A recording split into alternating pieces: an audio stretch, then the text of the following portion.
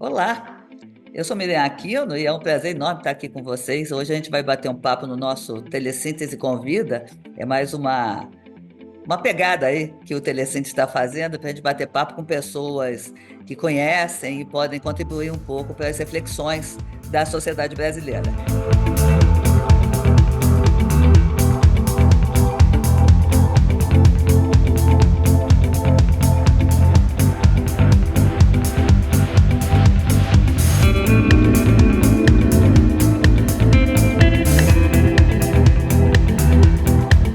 E a gente vai tratar hoje dos rumos da inteligência artificial no Brasil e eu tenho um prazer enorme de estar com duas feras aqui para ajudar a gente a refletir um pouco, né? Eu estou com a Miriam Wimmer, que é diretora de Autoridade Nacional da Proteção de Dados. Muito obrigada, Miriam, pela sua presença.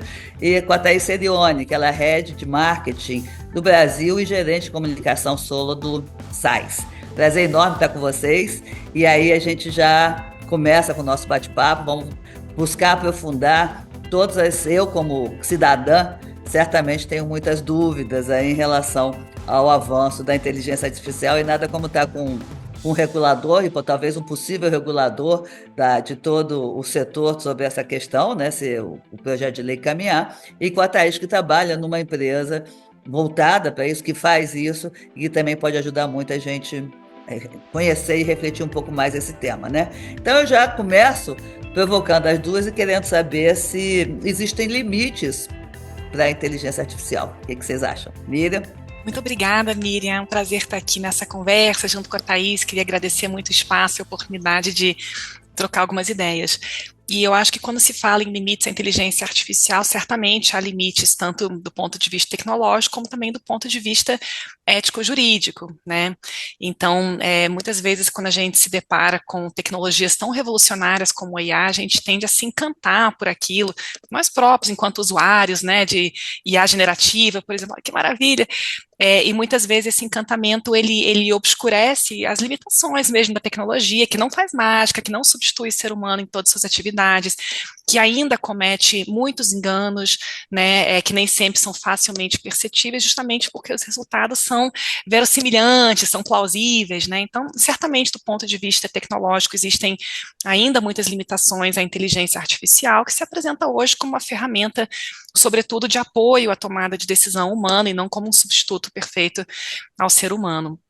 E também do ponto de vista ético e jurídico, me parece que certamente há limitações, né? Certamente. Então, tanto à luz do ordenamento jurídico já estabelecido, limites que decorrem do Código de Defesa do Consumidor, da Lei Geral de Proteção de Dados, da legislação de direitos autorais, por exemplo, né? Da legislação antitruste, como também limitações que têm a ver com usos inadequados ou ilegítimos dessa tecnologia em certas searas por conta dos riscos que ela pode apresentar ou que ela poderia apresentar caso não viesse acompanhada de uma estrutura de freios e contrapesos, né, de supervisão adequada para mitigar esses riscos. Então, eu acho assim, uma tecnologia certamente revolucionária que vai nos trazer muitos avanços, muitas comodidades, ganhos de eficiência, ganhos de competitividade, mas que tem que ser adotada com uma pitada de cautela, uma pitada de cuidado, justamente em função desses limites que existem. Thaís, quais seriam as suas impressões, assim, as recomendações que você faria para a gente aqui para esquentar o debate? Olha, para começar, assim, eu concordo 100% com a Miriam, nesse ponto de que a tecnologia ela tem suas limitações. Eu estava no evento do SAS em abril e no keynote do evento, o pessoal já falou que não importa o quão cool, o quão legal é essa tecnologia, que é o assunto do momento, ela sempre vai ser imperfeita. Então, a gente tem que estar preparado para lidar com essa imperfeição da tecnologia. Ela vai trazer um resultado inadequado, se o dado não for bom, ela vai trazer um resultado inadequado, com certeza. Então, nesse ponto, é sempre ter nunca tirar a pessoa da equação. A pessoa sempre tem que estar na equação. A inteligência artificial não vai substituir as pessoas, ela vai trazer mais agilidade, mais produtividade, vai ajudar, mas não vai substituir. E do ponto de vista ético, né, social, a gente entende, a gente como empresa entende que aonde não tem limite, tem que se criar limite, né? É uma tecnologia que precisa ter uma legislação, que precisa ter governança e que isso precisa ser feito por um conjunto de entidades, de pessoas, de stakeholders que têm interesse ali dentro desse ecossistema, mas que tem que ter limitação, sim, para não acontecer coisas que a gente já está vendo acontecer por aí. Como é que a ANPD, ainda na função dela, sendo reguladora de dados, vai fazer essa regulação, ou vai entrar nessa ótica dos dois mundos aí? Legal, Miriam. De fato, existe uma conexão que é inafastável, né, que decorre de várias questões. A primeira é que sistemas de inteligência artificial são treinados com base em grandes volumes de dados pessoais e também dados não pessoais. Então, já aí nós temos uma atividade de tratamento de dados submetida à LGPD, que é essencial para o desenvolvimento, treinamento e implementação de sistemas de IA. Em segundo lugar, porque esses sistemas se caracterizam como sistemas de tomada de decisão automatizada, em muitos casos, também geram repercussões para o indivíduo, né, eventualmente práticas discriminatórias, problemas associados a erros, inexatidões. E nesse sentido, a LGPD hoje, ela já incide sobre grande parte das atividades relacionadas à IA, à luz da legislação que nós temos, à luz do direito fundamental que a Constituição já estabelece, que se aplica também aos meios digitais. Então, eu posso dar alguns exemplos, sobretudo na esfera de tutela de direitos, né? A LGPD nos traz uma série de direitos associados à transparência, ao acesso à informação, que são direitos também que aparecem em muitas propostas legislativas voltadas para a IA. A LGPD nos fala, por exemplo, de um direito à revisão de decisões automatizadas, né? E aí existe um debate se é uma revisão humana, se não é uma revisão humana, enfim, mas também tipicamente é algo que vai gerar impactos no campo da IA. A LGPD nos fala de um direito à explicação quanto a decisões dessa natureza, não a revelação do código-fonte necessariamente, mas sim a elucidação dos principais parâmetros e critérios que levaram a uma decisão automatizada. Então, já aí a gente vê que existe uma forte sinergia e, de fato, hoje, quando a gente trata dos nossos regulamentos, em muitos momentos a gente já vai se deparar com questões que estão associadas ao uso de IA em diferentes searas. Por exemplo, até que ponto é legítimo que uma organização automatize o contato com o titular de dados, né? Ou será que precisa de um ser humano? E se houver uma decisão que trouxer vieses discriminatórios, quais são as ferramentas jurídicas que a LGPD já estabelece? Então, aqui existe uma interface do ponto de vista dos direitos, e eu acrescentaria ainda que a própria sistemática da LGPD é muito parecida com aquela que a gente está vendo em discussão no Senado Federal, no sentido de uma avaliação baseada em riscos. Então, a LGPD vai falar de relatório de impacto à proteção de dados, o PLDA vai falar em avaliação de impacto algorítmico, né? Uma lógica de regulação assimétrica baseado no tipo de risco, né, que determinada aplicação oferece, e uma estrutura sancionadora que eu sei que a gente ainda vai falar, né, mas que ela tem que lidar, inevitavelmente, com o fato de que a gente está falando de algo que é tremendamente transversal, mas que também gera impactos setoriais, que é exatamente o mesmo debate que nós tivemos no campo da LGPD, quando da criação da NPD, né? Então, uma lei geral, mas que também que vai se relacionar com outros órgãos reguladores e com outros setores já sujeitos a normas específicas. Então, hoje, de fato, já está no nosso mandato lidar com várias questões associadas à inteligência artificial, e tanto é que é um tema que consta na nossa agenda regulatória. E eu percebo que, principalmente nas novas gerações, as pessoas elas se importam pouco com essa questão da privacidade. Talvez não com a lei, mas com a própria privacidade. Como que na prática, não sei se você tem essa resposta, tá, Miriam, mas como é que na prática a gente equaliza essa questão das pessoas estarem não se importando muito com a própria privacidade, com a privacidade dos seus próprios dados, e essas legislações que a gente sabe que são importantes e que são fundamentais para manter a ordem da indústria de forma geral. Como é que faz isso? Eu tenho minhas dúvidas se há um desinteresse pelo tema. O que me parece, na verdade, é que cada vez mais as pessoas estão atentas às consequências do uso de seus dados, e isso me parece ser fruto também do crescimento de uma cultura de proteção de dados. Então, se antigamente a gente entrava numa loja e com muita alegria fornecia todos os nossos dados para ganhar um desconto de R$ 5, hoje em dia, o que eu mais ouço é reclamação de desconto na farmácia, de ter que informar CPF, isso também associado a uma maior visibilidade quanto a incidentes de segurança, uma maior incidência de golpes e fraudes usando dados pessoais. Então, me parece, um pouquinho diferentemente da sua percepção, que a gente vem num processo de crescente conscientização sobre proteção de dados, e nesse sentido eu acho que são coisas diferentes. Um é o titular, que pode, inclusive, livremente optar por dar seus dados pessoais para quem bem entender. Outra coisa são as obrigações e responsabilidades das organizações que tratam dados pessoais, né, entendendo que isso também suscita riscos não só para o titular, mas para as próprias organizações, caso o Mas, dado seja tratado de maneira irresponsável. ô Miriam, assim, eu acho que tem uma coisa aqui, eu concordo, a gente, pelo menos, eu constato, assim, é que a gente dá os nossos dados em troca de R$ 5 por qualquer coisa. E às vezes, quando a gente fica irritado, o que acontece é que você acaba, por exemplo, você vai numa drogaria comprar o remédio e você não quer dar o CPF, aí o cara fala, então é 3 vezes mais caro. Aí você vai e dá mesmo contrariado, entendeu? Eu não sei se a NPD tem instrumentos para garantir o meu direito de não dar, entendeu? Do ponto de vista consumerista. Porque eu vejo isso muito no consumidor, não é, Thaís? Você não vê isso também nas Sim, relações sim, consumeristas? Eu, sim, sim, eu vejo é. Sim, muito. de fato. E existe um processo de fiscalização contra farmácias em andamento na NPD, já houve um trabalho longo feito com associações de empresas Hum. farmacêuticas também para compreender esses fluxos muito complexos de tratamento de dados. Então, eu acho que assim, quando a gente fala num direito fundamental, a gente está falando de duas medidas, né, duas faces. Um é o É. direito do indivíduo se opor a um tratamento regular, o outro é a obrigação do Estado também de fornecer um arcabouço protetivo. E aí, claro, a gente está num país em que a legislação é recente, a NPD tem um pouco mais de 3 anos de existência, então existem, de fato, passos que ainda precisam ser dados, mas eu acho que é um caminho, sabe? É um caminho que a gente está percorrendo a passos, talvez não tão céleres, mas passos firmes. Ok. Tem a ver com a É, educação assim, também, né? Eu acho. Tem a ver com a educação das pessoas. É bem o que você uhum. falou. Acho que isso é verdade. Mas acho que talvez o sentimento mesmo de agora você poder decidir até qual é o dado que você vai liberar, isso é uma coisa que cada vez você vê crescendo muito nas próprias plataformas, né? Acho bacana. Assim, qual é o dado que você quer? Agora eles já perguntam para a gente o que que a gente pode liberar, que é uma coisa mais confortável. Como é que vocês veem essa relação da questão do viés, dos vieses todos que a gente tem, seja de preconceito, ou seja, de encarar questões não universais de forma própria, né? Como, Miriam, você imagina, o regulador pode interferir isso? E, Thaís, como é que vocês processam isso dentro, ao desenvolver sistemas? Eu acho que isso, para mim, é uma das grandes preocupações enquanto cidadã. Quem começa? Thaís? Posso começar?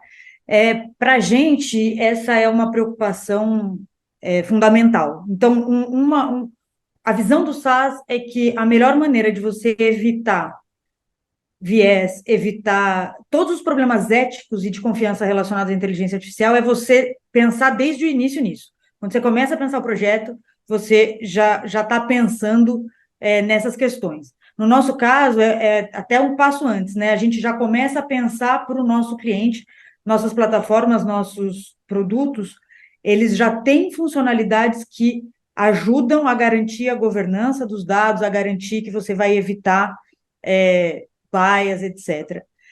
Uma outra coisa que é interessante é pensar do outro lado, que, por exemplo, a criação de dados sintéticos pode ajudar a reduzir bias, por O que são exemplo, dados sintéticos, Thaís? Aí você... dados sintéticos são dados criados artificialmente pela inteligência artificial. Então, Hum, vamos dizer, você tem uma base de dados que deveria representar a sociedade brasileira, mas você uhum, só tem dados armazenados de alguns perfis populacionais, você não tem a representatividade da população toda. Então, você uhum, cria dados sintéticos que seriam representativos dessas outras camadas que são subrepresentadas, para você garantir, na hora de fazer aquele estudo, na hora de você fazer qualquer tipo de modelo que vai rodar em cima dessa base, ele ter a representação da sociedade de forma geral. Então, do mesmo jeito que, de um lado, a gente tem que tomar cuidado para os modelos, né, não repetirem os vieses que a gente tem, e esses cuidados podem ser tomados, não automaticamente, mas orientados pela governança da plataforma que você usa. Por outro lado, você pode também pensar na inteligência artificial como uma maneira de equalizar as coisas que não estão equalizadas, né? Se hoje a interessante. gente tem mais dado de um perfil específico de pessoa, que é o consumidor principal, enfim, você consegue equalizar isso com os dados sintéticos. É um tipo de uso que tem que ser pensado e que pode ser levado em consideração. Interessante. Mira, e do ponto de vista do regulador, como é que vocês, quais são as preocupações de vocês em relação a essa questão dos viés? Uma vez eu vi um cara do setor falar assim, Mira, o problema é que tem que consertar é a humanidade primeiro, depois você conserta. inteligência artificial. Sem dúvida, a humanidade precisa de alguns apertos de parafuso, não tem dúvidas. Mas, veja, Miriam, eu acho que é muito diferente a gente pensar no impacto de um sistema de IA e nas questões ligadas a seres humanos individuais, né? Muitas vezes alguém diz, mas o ser humano também é preconceituoso, é racista, discrimina. Mas quando a gente pensa em sistemas de IA que tem um impacto sistêmico generalizado, a gente vê que a preocupação com viés e discriminação, de fato, é muito central, né? Você pensa, por exemplo, um sistema de IA para distribuição de benefícios sociais que exclui mulheres negras, ou um sistema de recrutamento que não contrata candidatos que sejam de determinada etnia, ou um sistema de avaliação de RH dentro de uma empresa que só promove homens, né, que são todos casos verídicos, né, casos documentados. E aqui eu faço coro ao que a Thaís mencionou, as principais fontes de viés e discriminação, no caso sistemas de IA, decorrem, eu diria assim, dois aspectos, tá? Então, em primeiro lugar, a base de dados usada para treinar o sistema de IA, então uma base de dados insuficientemente representativa ou viesada vai gerar resultados discriminatórios e viesados. E, em segundo lugar, a própria programação algorítmica, né, que é até uma fonte, eu diria assim, talvez menor de problemas, porque a gente está falando hoje de sistemas de machine learning, né, sistemas que recursivamente se auto-aprimoram, né, de modo que muitas vezes o resultado final, nem mesmo o programador sabe explicar como chegou. Então, eu acho que, assim, do ponto de vista da proteção de dados, né, existe um princípio da não discriminação que veda o tratamento de dados pessoais para fins abusivos, ilícitos, enfim, discriminação abusiva ou ilícita, acho que é a terminologia que a lei utiliza, né. Existe também uma preocupação sobre os tipos de dados que podem ser usados para treinar sistemas de IA associados a certas finalidades e quais são as hipóteses legais que amparam esse tipo de atividade de treinamento. Essa, inclusive, é uma discussão que, nesse momento, está ganhando corpo em vários países, em função de certas decisões tomadas por agentes empresariais para treinar sistemas de large language models, né, de IA generativa. Então, poxa, mas será que pode usar aquela foto que eu postei numa rede social há 20 anos atrás para treinar um sistema de IA? Pode, não pode? Eu tenho que autorizar? É um opt-in, é um opt-out? Esse é um dilema muito contemporâneo, sabe? Então, eu acho que, assim, de fato, né, o ser humano tem vieses, problemas, óbvio, mas quando a gente implementa um sistema com impactos amplos sobre a sociedade, a gente tem que cuidar de consertar isso, sabe? A gente não pode permitir que esses estereótipos e esses efeitos discriminatórios se perpetuem, né? Então, eu acho que esse é o papel também das organizações e do regulador. É uma coisa que a gente fala muito e que é de ter funcionalidades que permitam que a gente monitore, né? Funcionalidades que permitam que a gente audite, monitore e cheque a saúde dos modelos, né? Porque o modelo ele é criado a partir de uma base de dados. Recorrentemente você tem que checar se aquele modelo está saudável ou se ele já aprendeu uma coisa que ele não deveria, né? Se ele se viciou, teve um viés, foi para o lado errado. Então, ter essas ferramentas dentro da sua plataforma, enfim, dentro da sua estrutura de IA, que permitam que você cheque e audite esse modelo, entender por que ele foi por esse caminho, também isso é importante, para você conseguir fazer ele voltar para o caminho certo e não ir para esse caminho de novo. Então, isso é muito importante de ter no arcabouço de inteligência artificial das empresas. Legal. Aí eu entro um pouco na questão da responsabilização. Se há uma tomada, uma IA toma uma decisão que tenha consequências negativas, a quem cabe responsabilizar, Miriam, por isso? Eu acho que a gente pode pensar em diferentes níveis de responsabilização, tá? Então, Tá. a gente poderia falar, por exemplo, responsabilidade administrativa perante um órgão regulador. É claro que a ANPD hoje já tem um papel para verificar usos irregulares de dados pessoais, mas eu acho que quando se fala em responsabilidade, muitas vezes a gente pensa na seara civil, né? Então, eu vou recorrer ao judiciário para ser indenizado porque um carro autônomo bateu no meu carro, ou porque um sistema de IA me discriminou, assim, assado. E aí existe hoje talvez um dos maiores debates que a gente tem que diz respeito ao regime de responsabilidade civil. Por quê? Porque o nosso ordenamento jurídico hoje já prevê uma série de regras, né? Então, se há uma relação de consumo, se tem uma responsabilidade objetiva e solidária, todo mundo responde, todo mundo na cadeia, na relação de consumo, né? Se é um caso envolvendo o Estado, a responsabilidade civil do Estado é objetiva, você responde independentemente de culpa, né? No caso da LGPD, tem uma dinâmica um pouquinho mais complexa, que você é o controlador, você é o operador só responde se tiver extrapolado o mandato. E eu acho que no âmbito do projeto de lei de IA, buscou-se estabelecer um desenho que certamente ainda está sujeita à discussão, em que a gente buscasse observar os diferentes níveis de responsabilidade dos atores dessa cadeia muito complexa, que tem o programador, tem o desenvolvedor, tem a empresa que comercializa, tem o usuário que usa, mas que também pode ser responsabilizado em determinada medida, e em paralelo existem sistemas de maior ou menor risco. Então, o que a gente busca, né, quando a gente pensa em arranjos legislativos, é, de um lado, assegurar que os arranjos, os sistemas mais arriscados, que gerem maior risco e maior dificuldade de identificação de onde ocorreu o problema, respondam de maneira mais forte, né? Que a gente não tenha um cenário de irresponsabilidade distribuída em que ninguém é responsável. E, ao mesmo tempo, um arranjo que não venha desincentivar a inovação, porque também, se você coloca um regime muito gravoso de responsabilidade civil, de repente, só quem tiver os bolsos mais profundos, como se fala, né, os deep pockets, né, que vai ter interesse de investir no desenvolvimento e implementação de IA em certos domínios potencialmente menos lucrativos. Então, o desenho que nós temos hoje é um desenho complexo, porque tem CDC, tem a lógica geral do Código Civil, tem a lógica do LGPD, tem a responsabilidade civil do Estado, e o desenho em discussão no projeto de lei de IA é um desenho que busca, sobretudo, criar um regime que leva em consideração o risco, né? Então, ou você presume que tem culpa, ou você diz que é responsabilidade objetiva, enfim, são uma série de ferramentas que estão sendo buscadas ajustar, né? Até pensando nessa questão da corresponsabilidade de toda a cadeia, uma Uhum. coisa muito interessante que a gente tem percebido é que o próprio cliente, porque a gente vende para um cliente que é uma empresa, que vai vender para um outro cliente ou que vai usar essa inteligência artificial para um cliente dele.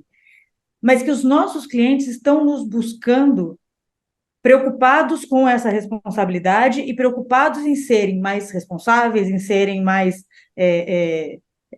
terem mais confiança do consumidor dele e confiança dele mesmo no processo de que ele não vai se responsabilizar. Então, de tantos clientes buscarem a gente criou um novo produto global, né? Isso, clientes globais no mundo todo, criou um produto de advisory, que foi criado um framework para ajudar o nosso cliente a pensar desde o início como fazer tudo da melhor maneira para não ter a questão não ter que entrar na questão da legislação, entendeu?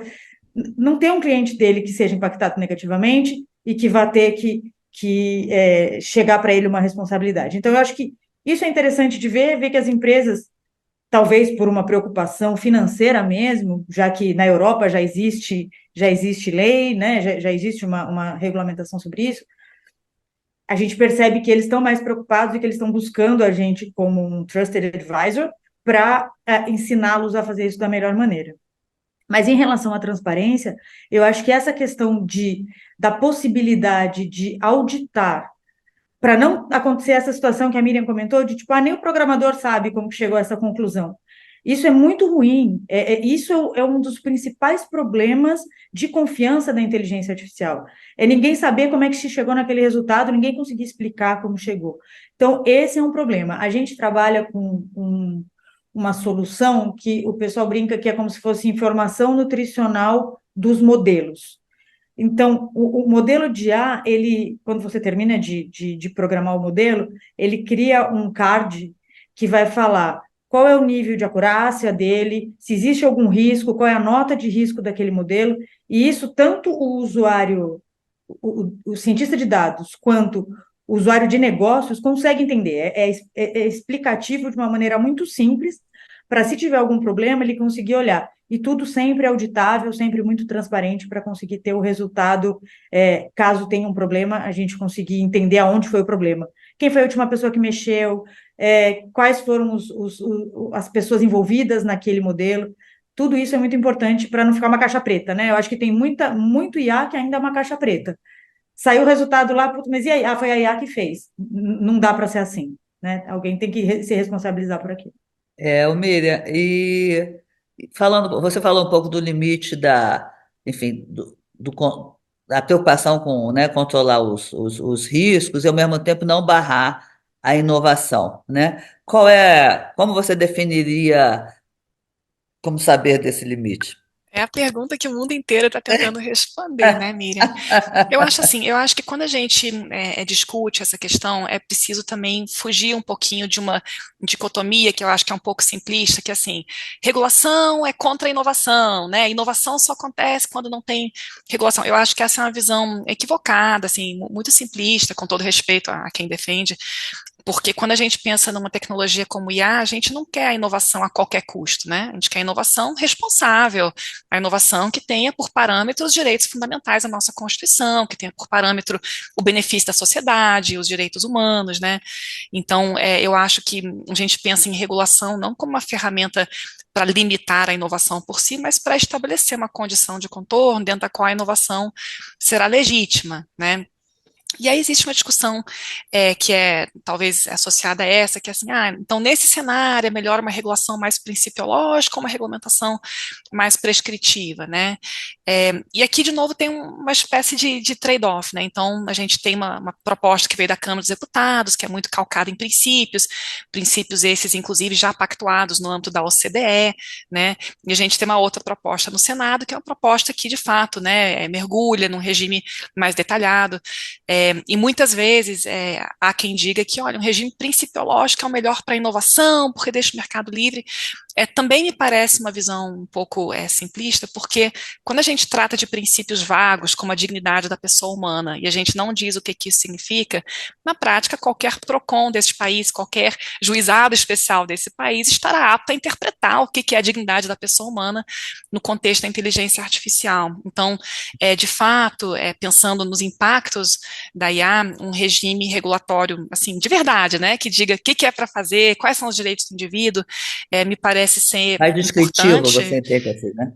Pronto, então que explique, né? Assim, beleza, o que É, significa explica- transparência no campo da IA? Transparência é revelar o código-fonte ou transparência é informar o indivíduo quando ele está lidando com o sistema automatizado, né? Me Uhum. parece que traz mais segurança jurídica do que algo calcado em princípios muito vagos que depois precisam se desdobrar em procedimentos internos. Agora, qual que é a medida, né? O quanto que a gente aperta esse parafuso? Isso é uma questão realmente para o debate legislativo e o que me parece, assim, é que nesse momento no Congresso Nacional a gente tem um certo consenso de que a regulação é necessária, mas qual regulação, como, com que intensidade? Essa que é a questão, né, na verdade, ainda sob debate. Essa conversa de inovação versus legislação me lembra uma conversa que eu tive com um executivo de banco há uns 15 anos, talvez, que era sobre a segurança do internet banking, na época, versus a facilidade para o consumidor. Que era realmente uma discussão. Mas esse banco é muito seguro, mas não dá nem para usar, ninguém consegue usar o negócio dele. Hoje em dia não tem essa discussão mais. Todo mundo quer que o banco seja seguro, né? Ninguém quer ser prejudicado pela falta de segurança. A verdade é que as coisas têm que andar juntas. A inovação e a legislação, a segurança e a facilidade para o consumidor. E até tem um dado que eu tinha anotado aqui, que eu acho que é relevante e tem relação com isso. O Edelman Trust Barometer mostrou que 35% das pessoas entrevistadas rejeitam o IA, estão mais preparadas para rejeitar a IA, e 30% estão preparadas para abraçar a IA. Ou seja, tem mais gente mais preparada para rejeitar do que para abraçar. Isso é um problema de confiança, com toda certeza. Eles não têm, as pessoas não têm confiança, seja consumidor, seja trabalhador, né? Seja o medo de perder o emprego, ou o medo de ter a informação roubada, ou seja lá o que for, tá afastando as pessoas da inovação. A falta de confiança bloqueia mais a inovação do que a legislação. É isso que eu acho. Então, acho que a gente ter regras claras, né, ter transparência, na verdade, impulsiona a inovação, porque vai facilitar que as pessoas abracem a inovação de uma maneira mais confiante. E vocês acreditam que a colaboração, aí pega um pouco talvez até da formulação da lei, mesmo da sua experiência, a colaboração entre diferentes setores pode talvez contribuir para que essa resistência fique menor, ou que a gente consiga Sem aplanar dúvida. um pouco essa preocupação? Sem dúvida. A gente chama a questão da confiança na IA e toda essa questão da IA responsável como um problema técnico-social. Então, não é um problema que vai ser resolvido nem pelas empresas que fazem o SaaS sozinho ser responsável, não vai resolver o problema da IA no mundo.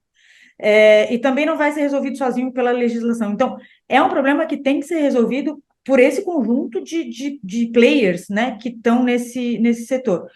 Governo, empresas, o próprio consumidor, as entidades não governamentais, enfim, tem uma série de pessoas que têm que se envolver, e dentro de, quando eu falo empresas, também tem várias empresas envolvidas nesse processo, né? Vários perfis de empresas. A gente tenta fazer a nossa parte participando de uma série de comitês de discussão ao redor do mundo. Eu acho que o principal exemplo é nos Estados Unidos, né? O SAS é uma empresa americana.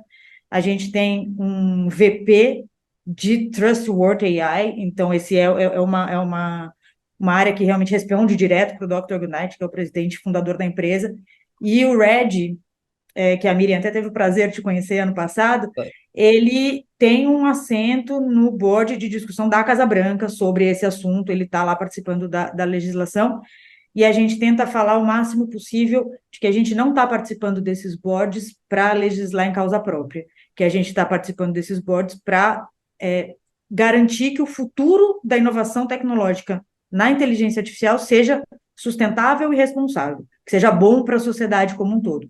Então, assim, da nossa visão, é essa. A opção da comissão de juristas foi, primeiro, por dizer, olha, é necessário que haja uma autoridade central, mas a gente não vai dizer quem é, né? Isso é uma discussão que precisa ainda amadurecer. Vai ser um órgão novo, vai ser a ANPD, vai ser a Anatel naquele momento não estava ainda sendo cogitada, enfim. Qual que vai ser a CGU, sei lá, né? Então, uma primeira opção foi dizer, olha, ainda que existam competências setoriais, é preciso que haja um órgão centralizador, ou um órgão central, diria assim, como uma condição para dar coerência a esse ecossistema, né? E aqui eu já vou pausar para dizer que eu acho que esse é o único arranjo que faz sentido, tá? Então, de novo, aqui muitas vezes a gente vê uma tentativa de criar uma oposição entre descentralização ou centralização. Eu acho que esse é um falso dilema, tá? Porque, na verdade, a existência de uma autoridade central, de forma alguma, exclui a atuação de autoridades setoriais. Esse foi o mesmo debate que nós tivemos no caso da LGPD, e eu acompanho esse debate, enfim, desde o início, como você sabe, Miriam, e foi a mesma coisa. Então foi assim, mas aí a Anatel vai ser prejudicada, o Banco Central, essa autoridade nova vai querer regular o sistema financeiro. Gente, não existe isso, né? Então a ANPD foi criada, os órgãos reguladores estão muito bem obrigados e, de fato, a nossa estratégia é de articulação e cooperação. A gente faz acordo de cooperação técnica, a gente consulta, a gente troca experiência. Em algumas situações haverá uma atuação conjunta de um regulador setorial e da Autoridade Nacional de Proteção de Dados. Em outros casos não, enfim, mas isso é normal e é da dinâmica da administração pública que você tenha um ecossistema complexo que exige articulação interinstitucional, quando tem uma lei geral que perpassa, né, tanto setores públicos quanto privados. Muito bem, então essa foi a sugestão que foi feita pela comissão de juristas, que foi acolhida e, a meu ver, foi aperfeiçoada agora ao longo do processo legislativo, porque agora se fala explicitamente na ideia de um sistema, né, o tal do CIA, né, Sistema Nacional de Regulação e Governança de IA, e a ANPD designada como órgão de coordenação do CIA. Veja, aqui, novamente, quando eu penso em coordenação, eu não penso que haja uma superioridade com relação aos demais órgãos, mas muito mais a ideia de um eixo central que vai atuar para dar consistência e coerência. E, para mim, a melhor analogia é o que, de fato, a ANPD já faz hoje, porque a ANPD não manda em agência nenhuma, né, óbvio, mas nós somos o órgão central de interpretação da LGPD. Então, no que diz respeito à LGPD, quem tem a última palavra é a ANPD. E é claro que a LGPD vai incidir sobre setores regulados, é claro que haverá uma atuação tanto sancionadora, eventualmente até normativa, que de alguma maneira dialoga com proteção de dados pessoais, mas o eixo central, quem vai desempatar, no caso, é a ANPD. Isso me leva, então, à sua segunda parte da provocação, que é assim, e a ANPD está pronta para isso? Né? E aqui, com muita franqueza, eu digo, em todas as nossas manifestações, nós dissemos, olha, quando a gente olha para o arranjo institucional brasileiro, a ANPD é a entidade que mais proximidade tem com essa pauta, seja pelo tema de dados pessoais, a relação com direitos fundamentais, seja pela sua atuação já transversal. Porém, a ANPD precisa, sim, de um fortalecimento institucional, inclusive inclusive, né, independentemente do PLDA, a NPD precisa de um fortalecimento institucional, porque nós somos uma organização jovem, que ainda não conta com uma carreira própria, que ainda tem questões de autonomia administrativa a serem vencidas, e no caso da IA, de novo, assim, do ponto de vista teórico, o que me parece fazer mais sentido é que a NPD, de fato, assuma essa responsabilidade adicional, mas com grandes responsabilidades tem que vir também uma estrutura reforçada, porque é um tema que vai, de fato, ensejar desdobramentos mesmo na nossa organização. Mas você imagina, Thaís, e depois eu volto para você, Miriam, para o setor privado, assim, para quem quais seriam as questões fundamentais que vocês acham que não impediriam a inovação e que você falou que precisa de uma legislação? De que forma que vocês veem essa necessidade como uma garantia do desenvolvimento da tecnologia? E para Eu acho, mim, eu queria só já encerrar para deixar vocês falar assim, o que que você acha que não deve ter de jeito nenhum na lei? Miriam, eu acredito que o principal é essa questão de garantir que as pessoas confiem na tecnologia, né? Porque no fim das contas é tudo sobre pessoas. As pessoas que vão usar a tecnologia de alguma maneira, que vão ser impactadas pela tecnologia de alguma maneira. Então, eu não sei, não vou dizer do ponto de vista do setor privado, tá? Até porque eu não sei o quanto o SaaS, é, às vezes, é uma voz um pouco mais social nesse assunto. Mas do nosso ponto de vista, do meu ponto de vista, a questão da confiança é muito importante e a confiança só se consegue com a transparência e com essa clareza de responsabilizações, né?